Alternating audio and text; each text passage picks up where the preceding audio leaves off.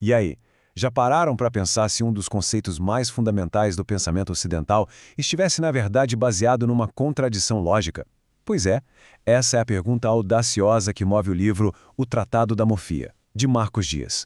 E hoje, a gente vai mergulhar fundo para entender como essa obra propõe uma reestruturação completa de uma ideia tão antiga e complexa. Para a gente entender essa proposta, vamos seguir o mesmo caminho do livro. Primeiro, vamos ver qual é o quebra-cabeça que o autor enxerga no coração da teologia clássica. Depois, vamos analisar como ele desmonta a solução tradicional para, só então, explorar o sistema radicalmente novo que ele constrói no lugar, o tal do Deus em Morfe. Então, vamos direto na raiz da questão. Para sacar a solução que o tratado oferece, a gente primeiro precisa entender qual é o enigma teológico que ele se propõe de fato a resolver. No centro de tudo está essa pergunta aqui, uma que ecoa por séculos e séculos. É um pilar da teologia que já desafiou as mentes mais brilhantes da história, e é justamente esse nó que o livro de Dias se propõe a desatar. Bom, a resposta tradicional, aquela que todo mundo conhece, é o nosso ponto de partida. Ela diz que existe uma só essência divina, mas 3 pessoas. O que o tratado argumenta, no entanto, é que essa resposta bate de frente com outro princípio filosófico que é igualmente fundamental. E que princípio é esse? O da simplicidade divina. A ideia é bem simples. Se algo é simples, por definição, não pode ter partes. É como um bloco monolítico, uma coisa só, sem divisões. E é aí que a tensão aparece. E é isso que move o livro todo. Como é que algo pode ser esse bloco único e, ao mesmo tempo, ser feito de 3 pessoas distintas? Para o autor, isso não é um mistério, é uma contradição. E é aqui que a crítica dele começa para valer.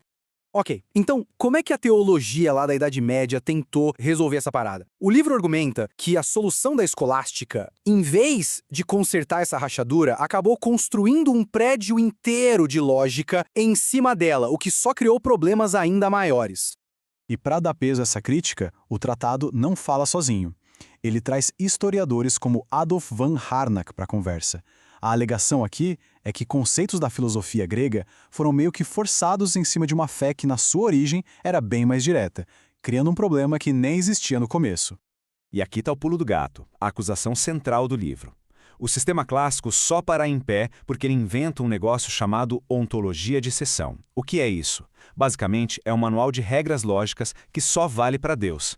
Para o resto do universo, a lógica é uma. Mas para explicar Deus, esse cria uma lógica especial, feita sob medida. E para a gente visualizar o quão estranho isso pode ser, o autor usa uma analogia que é sinceramente genial.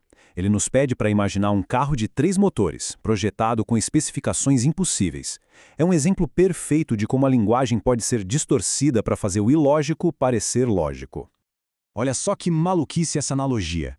Cada regra desse carro impossível espelha uma regra da tal ontologia de exceção.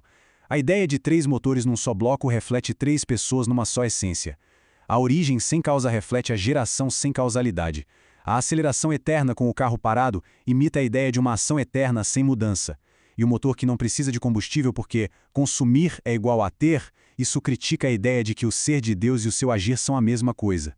O ponto do autor é claro, é um sistema que só funciona porque ele reescreve o dicionário. Ok, depois de desconstruir o modelo antigo, o tratado apresenta a sua grande proposta. Um sistema alternativo chamado Deus em Morfé, ou seja, Deus em forma, que tenta restaurar o que o autor chama de um monoteísmo absoluto. Tudo nesse novo sistema parte de um único ponto: o ser necessário, identificado como o Pai. Ele é a fonte de tudo, o único ser que não depende de nada para existir. Aquela simplicidade divina sem partes, ela é atribuída somente a ele. Daí vem o ser contemplativo, o Filho, e aqui a relação muda completamente. O Filho não é uma segunda fonte de divindade, mas sim a expressão perfeita, a forma, o reflexo eterno do Pai. Ele é derivado, mas não criado. Pense nele como a manifestação visível daquele ser que é invisível. E por último temos a Virtus, que é o Espírito. Nesse modelo, o Espírito não é um terceiro centro de consciência, é uma terceira pessoa. Ele é o poder em ação, a eficácia de Deus no mundo. É o ato divino, e não outra pessoa divina. Com essas novas definições, a estrutura toda é redesenhada. Em vez de uma igualdade entre pessoas, o tratado propõe uma hierarquia clara, baseada em origem e derivação. Esse fluxo é a chave de tudo. Tudo começa na fonte, que é o Pai. Essa fonte se expressa perfeitamente numa forma, que é o Filho. E essa vontade toda é colocada em prática no universo através de um poder, a Virtus. É como uma cascata ontológica, uma ordem do ser, fonte que gera a forma que opera pelo poder. Quando a gente coloca os dois modelos lado a lado, a diferença fica gritante. De um lado, o modelo escolástico com uma essência e 3 pessoas coiguais. Do outro, o modelo Mórfia, com um ser absoluto e uma manifestação em hierarquia. A grande jogada aqui, segundo o tratado, é que essa nova estrutura resolve aquela tensão com a simplicidade divina de uma vez por todas. E o benefício disso seria duplo. Primeiro, se mantém um monoteísmo super estrito, sem as contradições lógicas apontadas pelo autor. E segundo, o modelo ainda consegue explicar os papéis que as escrituras dão para o Filho e para o Espírito, só que agora como funções dentro de uma única soberania divina. E com isso, a gente chega no grande propósito por trás de toda essa construção teórica. Afinal, qual é o objetivo final do autor ao propor um sistema tão diferente? O próprio autor diz que o objetivo não é simplesmente destruir o que já existe, mas sim purificar os conceitos. A obra se apresenta não como um ataque à fé, mas como uma tentativa de dar a ela uma base que seja mais racional e, segundo ele, logicamente defensável. Em resumo, a análise toda que a gente viu hoje busca atingir estes 4 pontos: restaurar a unidade de Deus como base, restabelecer a hierarquia, eliminar a necessidade daquela lógica de exceção e, por fim, construir uma teologia mais próxima da revelação original, sem o que ele vê como acréscimos filosóficos posteriores.